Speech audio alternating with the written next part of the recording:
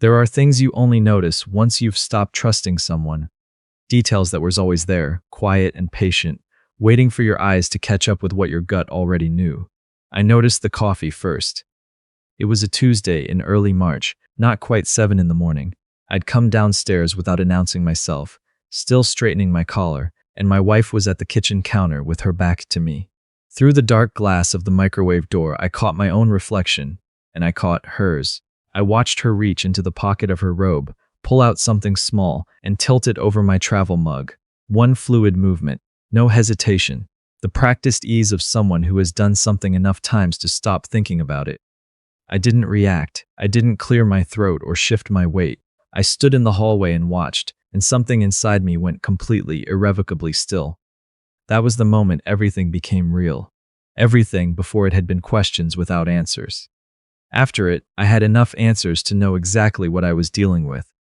Let me go back, because this story doesn't make sense without the context. I'm 31 years old.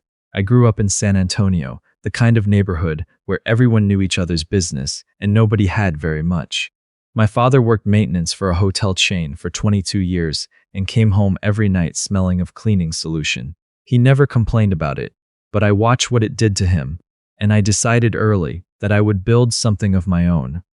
Not out of arrogance, but out of the particular hunger that comes from watching someone you love give everything they have to something that will never give it back.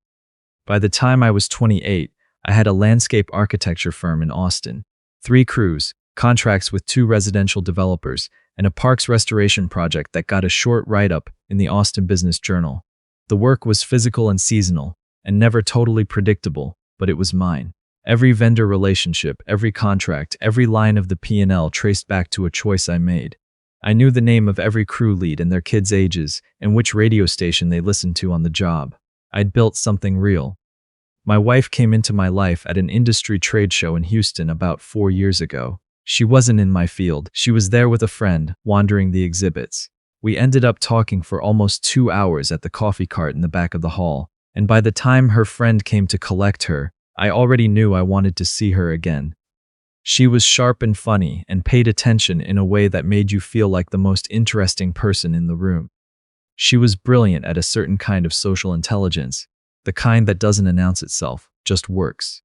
She could walk into a room full of strangers and within 20 minutes know exactly who mattered and how to make each one feel seen. She started accompanying me to client dinners, to groundbreakings, to the industry events where atmosphere matters as much as substance. My clients liked her. My crews respected her. She made the harder parts of running a business look effortless. And I let her because it was easy to let her, and because I mistook ease for safety. I gave her access to everything: the business accounts, the client database, my email login for when I traveled. She had the combination to the office safe. At the time, that felt like the natural extension of building a life with someone. In hindsight, it was a door I propped open and forgot to close. The first hairline fracture appeared 7 months before that Tuesday morning. We were at dinner, just the 2 of us, a Wednesday night, nothing special. She steered the conversation toward the business in a way I hadn't expected. Who would control the company if something happened to me suddenly? What did the life insurance look like, in concrete numbers? If I were incapacitated, an accident, a medical event, who held legal signing authority? Her questions came out fluently, naturally, the way you ask about things you've already thought through at length. I remember feeling a flicker of something I couldn't quite name. She framed it as responsible planning, the kind of thing every couple should address when they start building real assets. I told her I'd talk to my attorney and get the documents updated. She nodded and changed the subject to something about a friend's renovation. I filed the conversation under practical and moved on. I was good at that. 3 weeks later, Forrest appeared. She introduced him as an old friend from college, just passing through Austin. He was tall, polished, the kind of man who knew how to fill a room without saying anything particularly interesting. He did business consulting, she explained, helped small firms restructure their LLCs for tax efficiency, identify operational vulnerabilities, navigate the paperwork that most owners put off for years. She thought I should consider bringing him in to look at the company structure. I said I'd think about it. What I was really doing was noticing the particular way she watched me when she made the suggestion. Something careful in it, Something that sat wrong the way a picture frame sits wrong when it's a quarter-inch off level. Not obvious, but enough to bother you once you've noticed it. Forrest was at our house 3 more times in the following month. I had a woman named Tully running my office. She'd been with me since year 2 of the business, mid-40s, former contracts manager at a construction firm, not given to exaggeration or alarm. When she called me one afternoon while I was out on a site, I could tell by the particular flatness of her voice that something was off before she said a word. Someone had called our business bank that morning, she told me. They'd asked about the emergency authorization protocol, specifically, what documentation was required for a secondary signer to access the operating account if the primary account holder became medically incapacitated. They said they were calling on my behalf to understand the process in advance. I asked for the number. It wasn't in our system. I didn't recognize it. But I recognized what the call was doing. Someone was testing the locks, figuring out which keys they'd need. I want to say that from that moment everything snapped into focus. It didn't work that way. What happens in real life is slower and stranger. You collect pieces and you hold them apart from each other for as long as you can. Because putting them together means accepting something you're not ready to accept about the life you've built. The physical symptoms had already started. A grinding fatigue that didn't lift regardless of how much I slept. A low, persistent ache in my gut I'd been attributing to stress and poor eating on the road. 8 pounds gone in 6 weeks without dieting. Some mornings my hands trembled slightly before I got moving. I told myself it was the pressure of the development contract, the back-to-back site visits, the general accumulation of running a company, while trying not to show how tired you are. My wife noticed all of it. She had become more attentive around that time, in a way I understand differently now than I did then.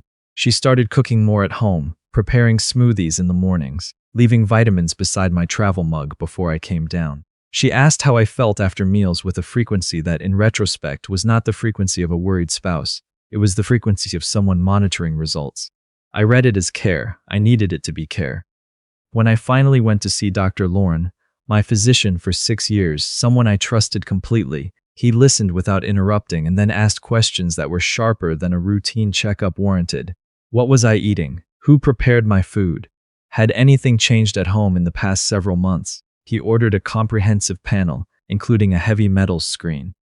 The results showed elevated levels of a compound that had no business being in my system. Not dangerous enough yet to cause an acute event, but present in quantities that pointed to consistent, deliberate exposure over a sustained period.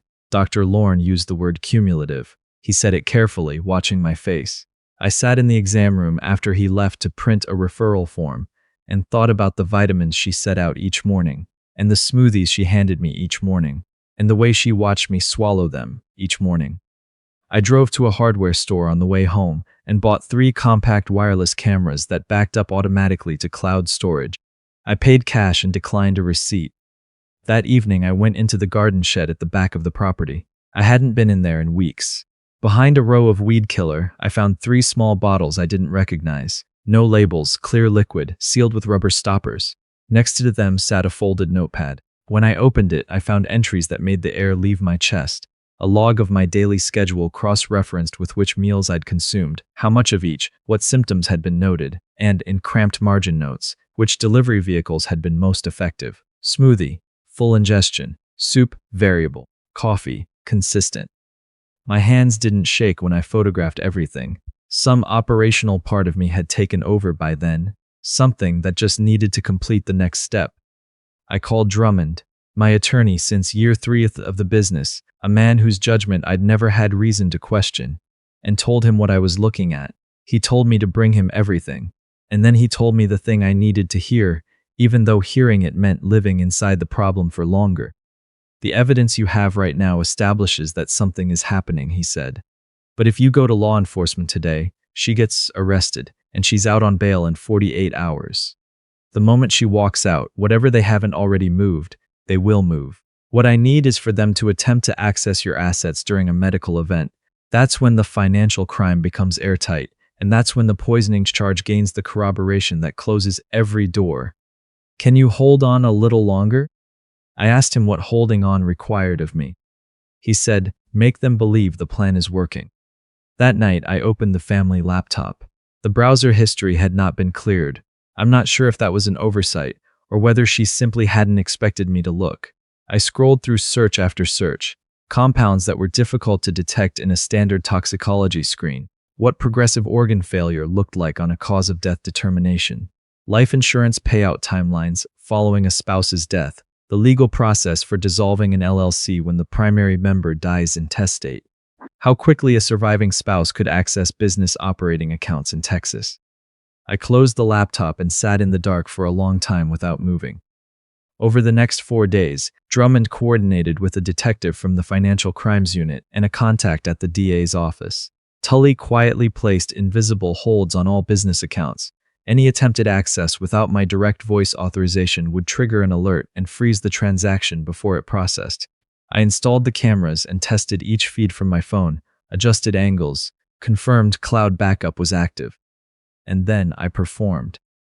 I moved through my days at home like a man in slow decline.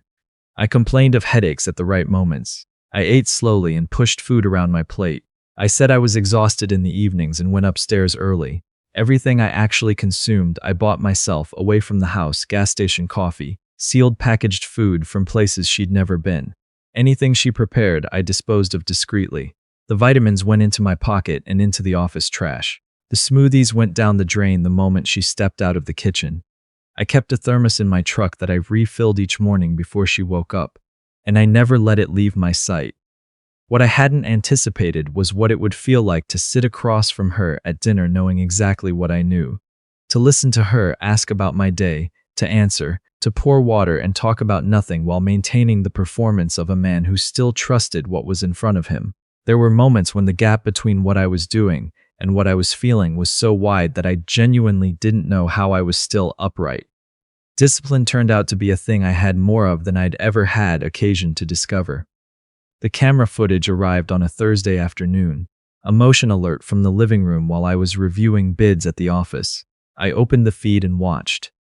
Forrest was on the couch with my wife, not sitting across from each other the way acquaintances sit.